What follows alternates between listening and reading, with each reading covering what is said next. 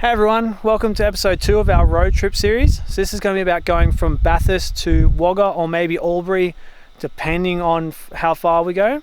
So we're currently at Carcoar Dam, which we've come to just after Bathurst, and we're probably going to stay here for the next 3 or 4 days while I'll work. Once I finish working, we're then going to head to Cowra for the first step.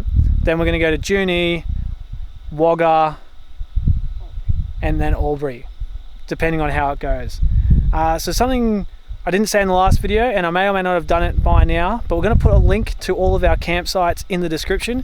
So if you're curious about exactly where they are or anything, just check the description of each video and they'll be in there. Something I forgot to say, Carcoar Dam is a free camp. There is toilets and cold showers. The men's doesn't have a curtain or a door or anything. I believe the ladies' showers do have a curtain. Looking at Claire for confirmation, so it doesn't seem like I know that from first hand. But yeah, plenty of space. We sort of lucked out and got one right near the water, which is awesome. It's probably one of the best campsites I reckon we've stayed at. It's absolutely stunning, right on the water, beautiful hills in the background, windmills. You got the dam over there, which we're probably going to go for a walk to, and yeah, just really spectacular.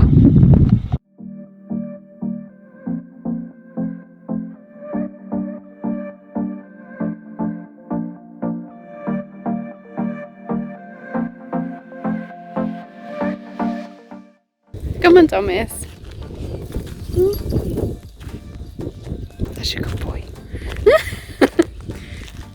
So 3 days a week, Shane still has to work in the bus. So this is what a work day for us would look like. Shane will sit here and work. We've got a desk space set up for him, so you can see he's got his laptop stand. We've got a boat chair, which we've actually customised on top of our cat box so that he's able to sit a little bit more comfortably, as we couldn't fit a computer chair. And my little workstation here, I just chill out on the lounge while I study and also do some online work too. So this is, yeah, typical day for us, 3 days a week. Come back at ya.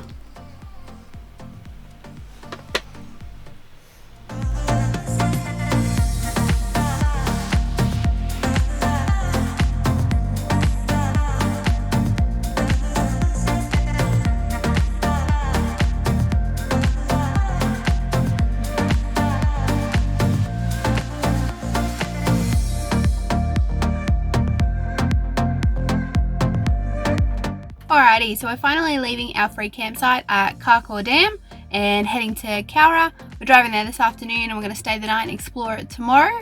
So in Cowra, we're going to explore the Japanese garden, and there's also a Japanese prisoner of war camp that we're going to look at as well. Not sure what else there is to do. We're going to do some laundry, so that's exciting. But yeah, don't think it's too far, maybe 45 minutes to an hour drive or so, and we're off now.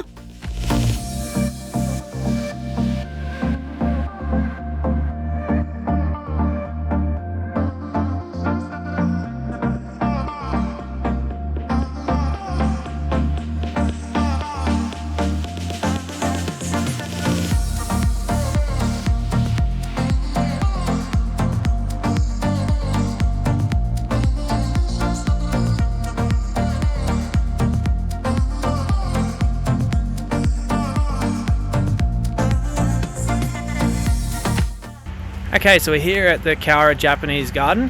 It's a 5-hectare garden that's built to look like the landscape of all of Japan.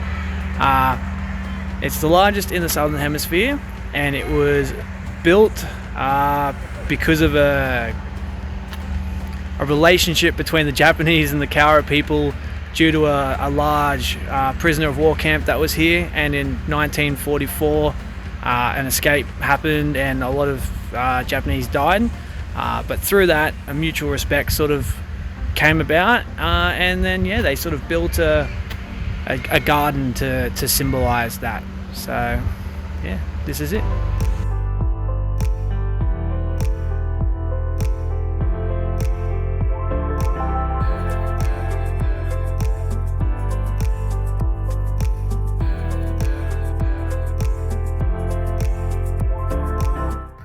Cowra prisoner of war camp was the site of a major revolt in 1944, which was the largest of its kind, during which over 230 Japanese died, along with 4 Australians. This is the remains of the site, most of which has been removed, and a replica of the watchtower was erected where the original once was. When we first got there, we were pretty surprised at how little that was left, but if you're interested in World War II history, it's definitely an interesting place to see. Alright, so that's it for Cowra. We're now heading to Junee, which is about a 2-hour drive away. We're going via Tamora, which is where Claire's mum grew up, so we're just going to check out that little area on the way.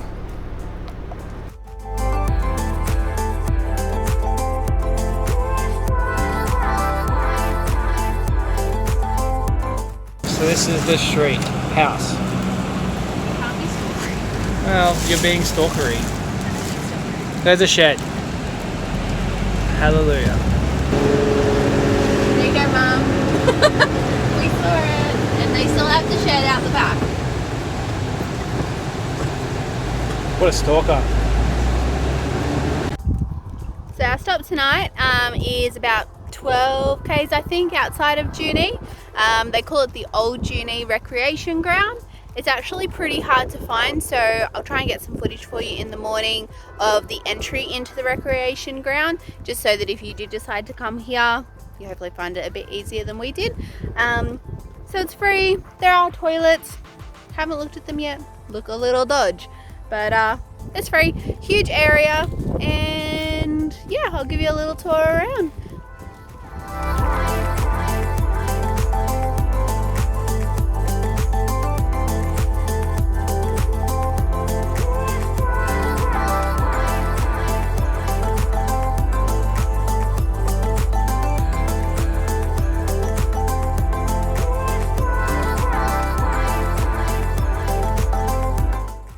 This is the entrance, just kind of off the Goldfields Highway. It looks like just like a rest stop.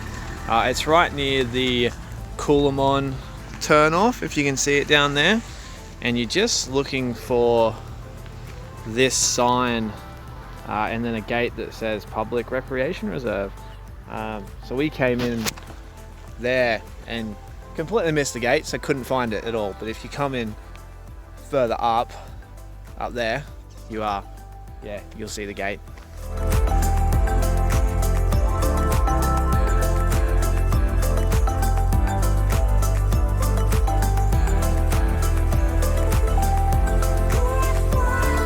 Here at the Junee Licorice and Chocolate Factory, we were going to do a tour, but they don't actually do any production on the weekends. So if you want to do a tour and see people making everything and actually get the tour of that, come on a weekday. Otherwise, they play a DVD and talk about it. We did make some Rocky Road, but it's taking 20 minutes to set, so we're just waiting for that. But that was pretty awesome. It's $8 per person.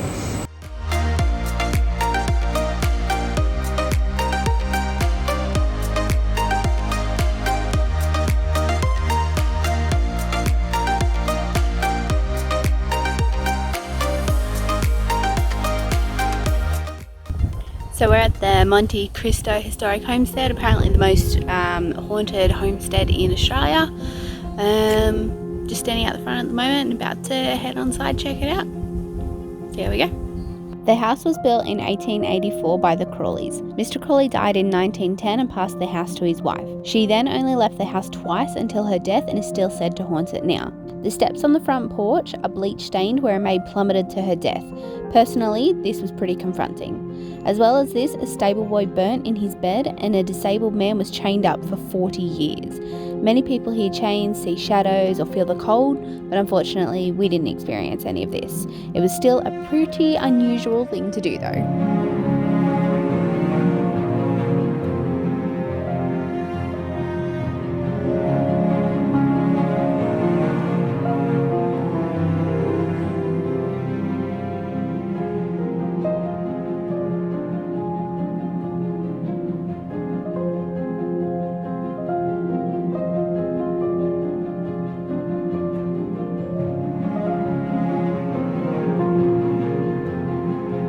Okay, so that's it for the Monte Cristo Homestead and the Doll Museum. It's a bit cheesy in some spots, but it was really cool to see sort of the old house with so much history as well. Don't know if we saw any ghosts, we'll have to check the footage. The doll museum's really cool. Sylvia, the lady, makes a lot of the dolls herself. And some are super creepy. Some are super creepy. They're very detailed, very nice. And Olive, the lady that runs and owns the homestead, is, you know, super talky, super friendly. It's good. Definitely worth checking out.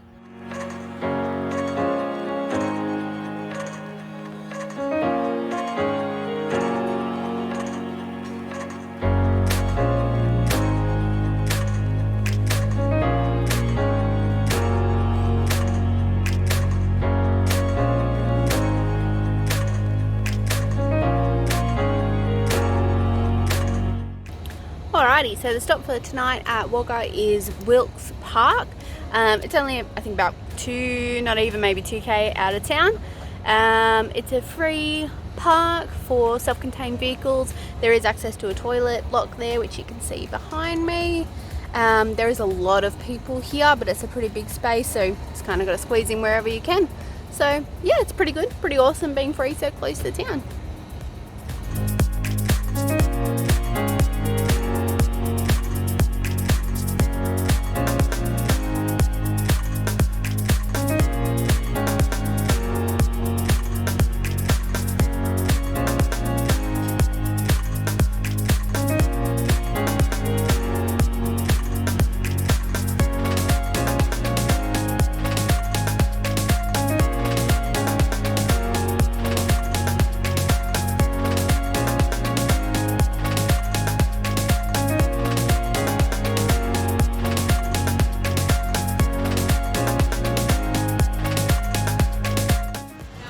So here at the River and Wren, market?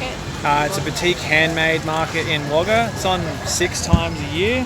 There's about 100 stalls here and it's really busy. Like there's heaps of people here lots of nice stuff.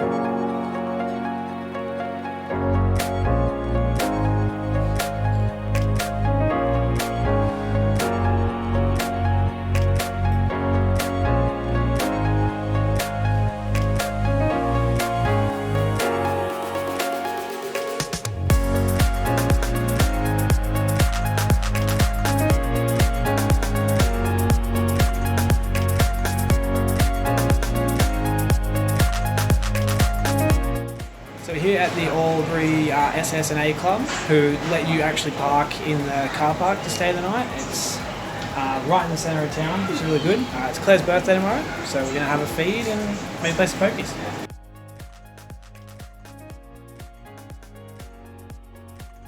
So it's Claire's birthday today, so naturally, we're having pancakes.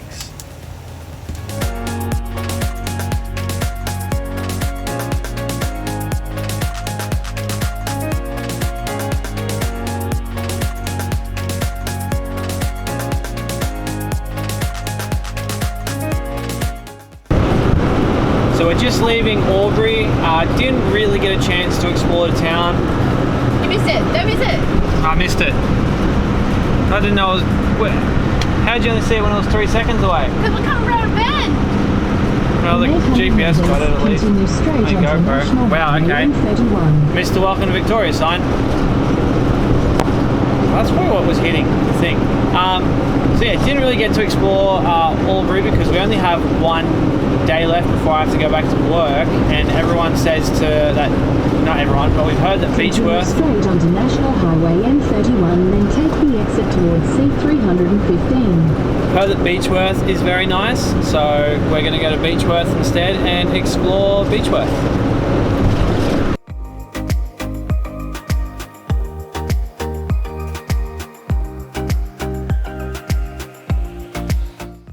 Beechworth is a historic gold mining town from the mid-19th century that is full of beautiful buildings preserved from that era. The town is full of boutique shops that Claire loved, restaurants and cafes where we got a delicious pie from the famous Beechworth bakery. The town also has ties to Ned Kelly and offers a number of tourist attractions for Ned Kelly fans. The granite pathways were made from granite broken down by inmates from the local prison. We found this super fascinating and couldn't stop looking down once we found out.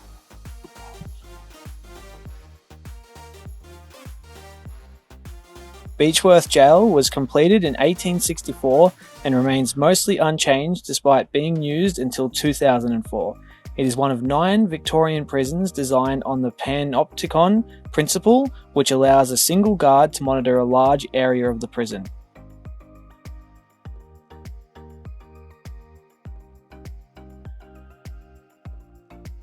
Ned Kelly was held in cell 30 for his committal trial before being sent to Melbourne in 1880, where he was hanged.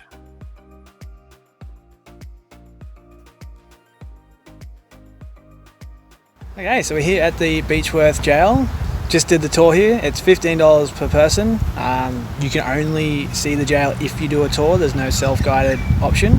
And yeah, it was very good. All of the Ned Kelly Gang served here at some point, which is sort of why it's a more famous Ned Kelly's mother. jail, and Ned Kelly's mother was here. So yeah, it was good, worth checking out if you're in the area. Okay, that's it for Beechworth. We're now going to Wangaratta because there's not really many places to stay around here. So we're going to go to Wangaratta, empty the toilet, fill up our petrol, get some dinner, and then that's where we'll end this video.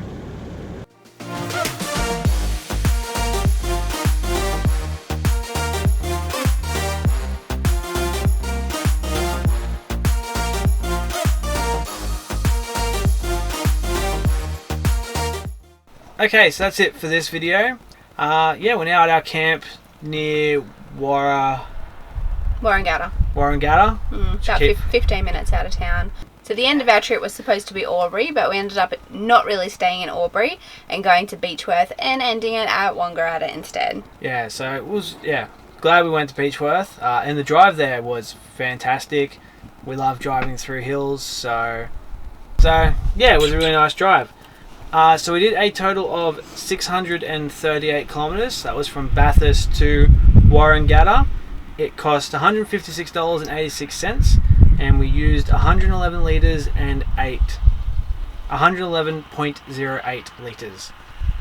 I think we didn't spend anything on accommodation this trip. I think the entire week from Sunday to now Monday was free. Yeah. I think we put a couple of dollars in at a stop that we filled up with water, just because we did too. It was a donation place to stay, but they had water, so we filled up, gave them a bit of money to help them out because obviously everywhere around here is drought stricken. But yeah, otherwise, cheap week. Yeah, if you like this video, please like, subscribe, and share. And next week, I think we're going as far as Bendigo, Ballarat. But knowing us, we'll probably end up further. So we'll see. We'll see how we go. Thanks. See ya. See ya.